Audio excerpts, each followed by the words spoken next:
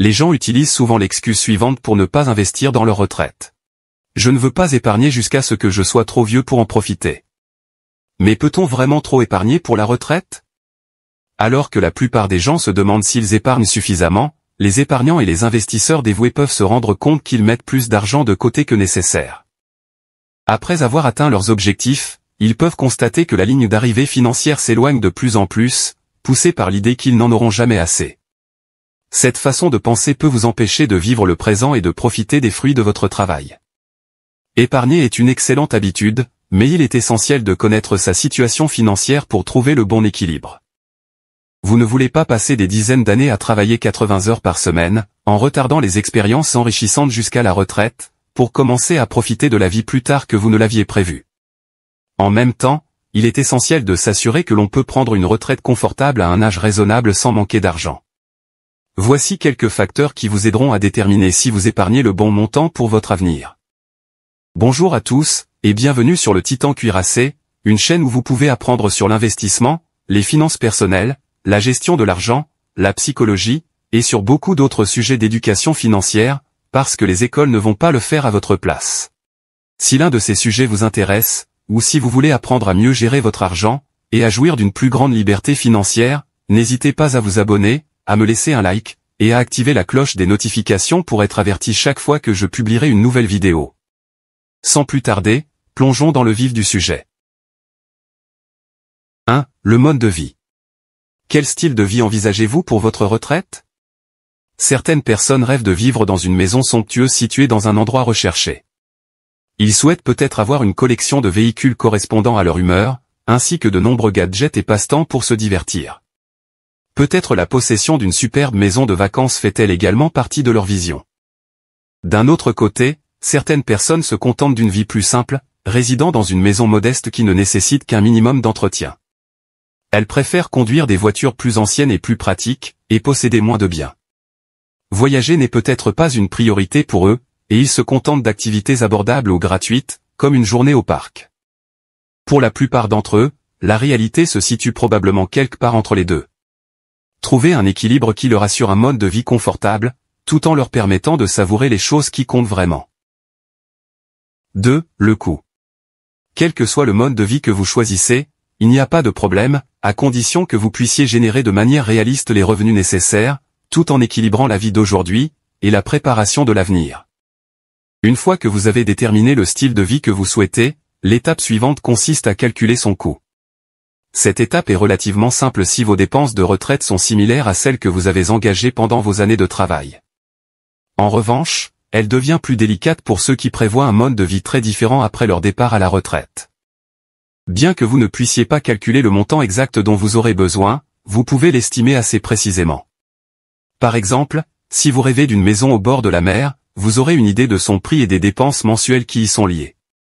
Vous devrez également tenir compte de l'entretien de votre résidence principale, en budgétisant les taxes, les services publics, l'entretien, et les rénovations occasionnelles.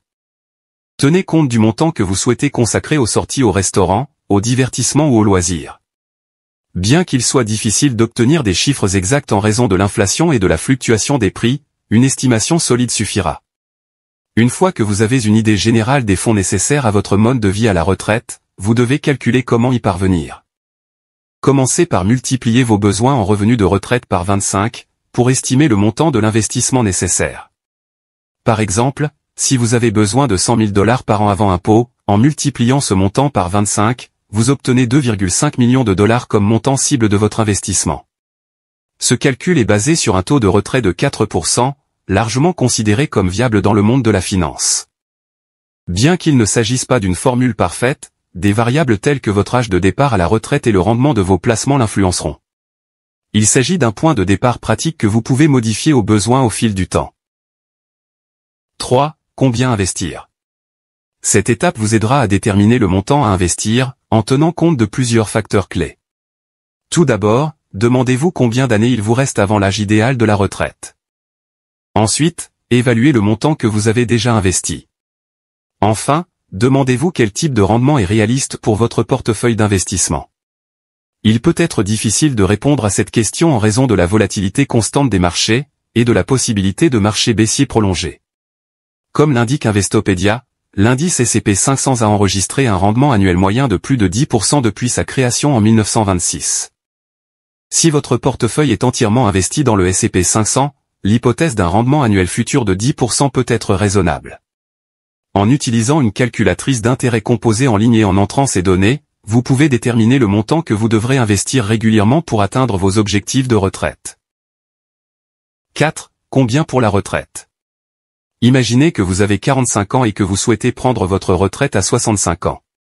Actuellement, vous avez épargné 350 000 $ pour votre retraite, mais vous souhaitez déterminer le montant qu'il vous faudra épargner chaque mois pour atteindre votre objectif sans jamais dépendre de la sécurité sociale, même si vous y avez droit. Vos dépenses annuelles sont raisonnables, et vous pensez qu'elles resteront stables, à l'exception des ajustements liés à l'inflation. En multipliant vos dépenses annuelles par 25, vous auriez besoin d'environ 1 875 000 $ en dollars d'aujourd'hui pour maintenir ce niveau de revenu. En tenant compte d'un taux d'inflation moyen de 4%, ces 1 875 000 $ équivaudraient à environ 4 100 000 $ dans 20 ans.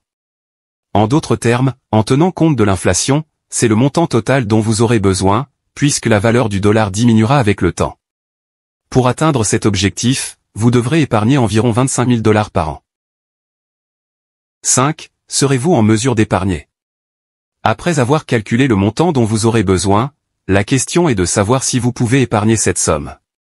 Dans l'exemple précédent, il n'est pas nécessaire d'épargner plus de 25 000 $ par an. Si vous le faites, vous risquez de passer à côté des joies de la vie actuelle, comme des vacances inoubliables en famille.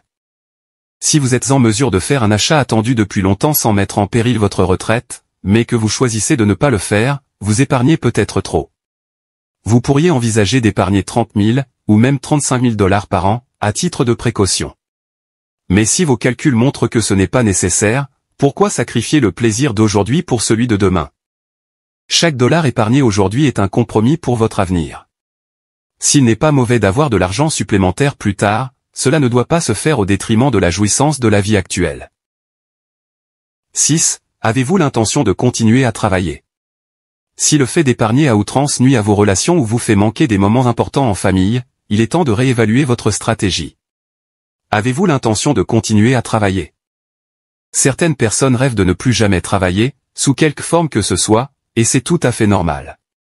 D'autres, en revanche, ont l'intention de travailler toute leur vie. Pour eux, le travail est synonyme de but, de structure, et d'épanouissement, le salaire n'étant qu'un bonus appréciable. Il peut s'agir de conserver son emploi actuel, s'il est possible de le conserver plus tard, ou même de créer une petite entreprise. Si tel est votre projet, il pourrait être inutile d'épargner plus que ne le recommandent vos projections. 7. Les dépenses de l'épargne retraite sont-elles nécessaires? Il n'est pas réaliste de penser que l'on pourra toujours travailler, quel que soit son âge. Toutefois, si vous prenez une retraite anticipée, ou même vers 60 ou 65 ans, vous pourrez souvent travailler encore quelques années si vous le souhaitez. Si vous n'avez pas l'intention de laisser un héritage à qui que ce soit, vous pouvez envisager de puiser dans votre épargne retraite.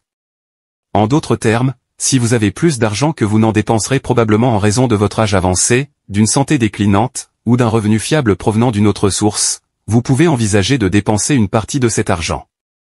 Toutefois, cette solution n'est généralement pas conseillée, car personne ne sait exactement combien de temps il vivra, ni de combien d'argent il aura besoin en fin de compte. Il existe toutefois des exceptions. Par exemple, si vos prestations de sécurité sociale sont suffisantes pour vous permettre de mener un train de vie confortable, ce qui est possible pour certains, étant donné que le montant maximal est de 3 240 $ par personne, il peut être judicieux d'utiliser une partie de votre épargne, et d'en profiter tant que vous le pouvez. 8. Réflexion finale. Il est essentiel de trouver un équilibre entre les investissements futurs et la vie actuelle. Pour y parvenir, imaginez votre retraite idéale, et déterminez ce qu'il vous faudra faire pour l'atteindre. Si une retraite confortable est un objectif important, il est tout aussi essentiel de profiter de ces années de travail. Évitez le piège qui consiste à déplacer constamment votre objectif financier, ce qui vous laisserait avec beaucoup de richesse, mais trop peu de temps pour en profiter. Il est facile de se laisser envahir par la peur de ne jamais en avoir assez, et bien que cette inquiétude soit légitime, vous pourriez passer votre vie à vous stresser face à d'innombrables incertitudes, sans pour autant avoir la garantie absolue d'une retraite sûre.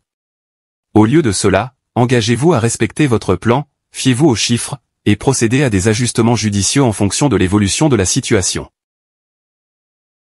Voilà pour la vidéo d'aujourd'hui. J'espère que vous l'avez appréciée et qu'elle vous a apporté quelque chose. Si c'est le cas, n'hésitez pas à vous abonner, à me laisser un like, et à activer la cloche des notifications pour être averti chaque fois que je publierai une nouvelle vidéo, car j'en ai beaucoup d'autres de ce genre à venir prochainement, ainsi que des résumés de livres, et d'autres choses amusantes. Merci d'avoir regardé, et passez une bonne journée.